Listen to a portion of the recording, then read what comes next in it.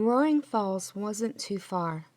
She could hike up to Slate Ridge and jump off the cliff by mid-afternoon and no one would notice. Well, no one but Eric, who witnessed the custard scene that will never be spoken of, and, of course, Mr. Hotmouth Perkins himself. Monty stormed out of her bakery, apron still wrapped around her waist, fuming with every step she took down the street and headed toward the climb up Slate Ridge. It wasn't far.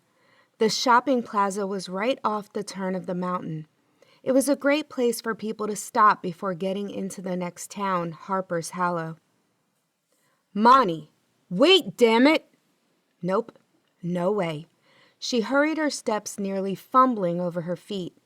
She made it to the base of the mountain where picnic tables sat for folks to enjoy at their leisure. A few trails carved out pathways for hikers to take. She tripped again, cursing herself for wearing sandals that were only designed to be cute because they were not comfortable or practical. A low-hanging branch blocked her way. Without thinking, she pushed it and let go. It flew backwards without snapping like a rubber band. God damn it, Monty! She glanced back right, seeing Jude holding his head, and the poor branch hung limp. Maybe it knocked some sense into him, she thought with a smirk and continued on the rocky path. Monty, I swear to Christ, slow your ass down. You're not wearing proper shoes to be on this path. She rolled her eyes and growled. Of course she knew she wasn't wearing proper shoes. It was not on her plans to be doing a pissed-off hot girl walk through a trail. Oh, she needed to find another low-hanging branch. The last one didn't hit him hard enough to knock any sense into him. She rounded the corner and slid on the gravel, yelping as her ankle twisted. Christ on a cracker! You're as stubborn as they come, he grumbled, catching her by the elbow and steadying her. I am not, she fumed, trying to pull away and stumbled again. Hold still before you break something. Great. Just great. Not only did Mr. Hotmouth Perkins sound hot when he was demanding, but his gentle hands were wreaking havoc on her brain cells as he inspected her ankle. She leaned against a boulder and slowed her breathing, wincing when he turned her foot to the right and then to the left. It's not broken, he muttered. I could have told you that, Dr. Sexy Hands, she said, and then gasped at her choice of words.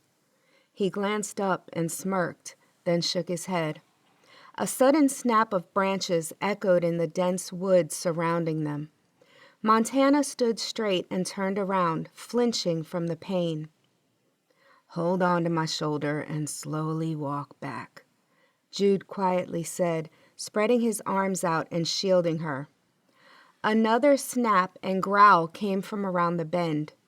Jude leaned forward and grabbed a large rock in his hand. You see that trail? He asked, nodding to the winding uphill path that was marked Expert with a red diamond. Yes, she whispered. When I tell you to run, I need you to make your way up that path as fast as you can. It cuts across the road. Flag anyone you see for help.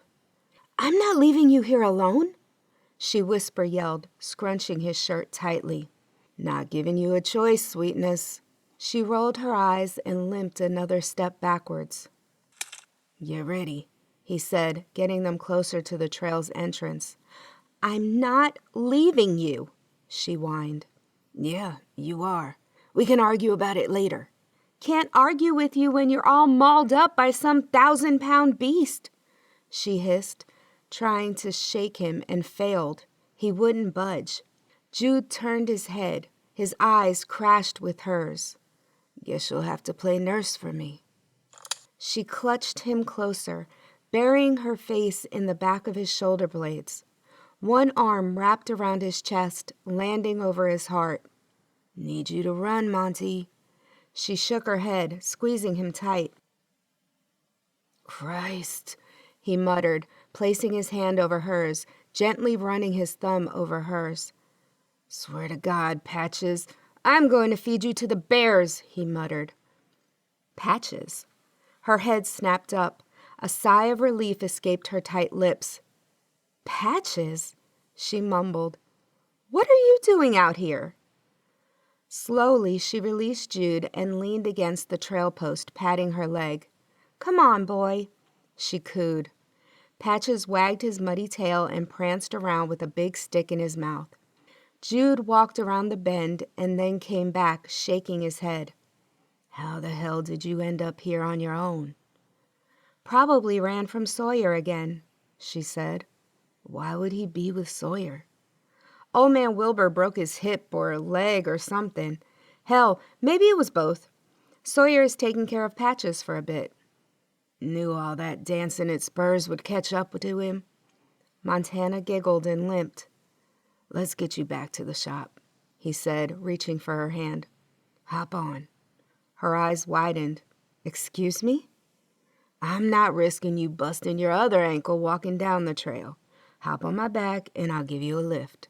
Jude had lost his mind. There was no other explanation. Either there really were aliens and they did something to him, or he bumped his head and never got it examined. "Are you sure you didn't fall down this morning?" she asked. "Monty," he growled, "either hop on or I'll toss you over my shoulder and carry you down." Her mouth dropped. He wouldn't dare. Jude glanced up at the canopy sky and muttered a curse, then bent over at her waist. All right, she cried out.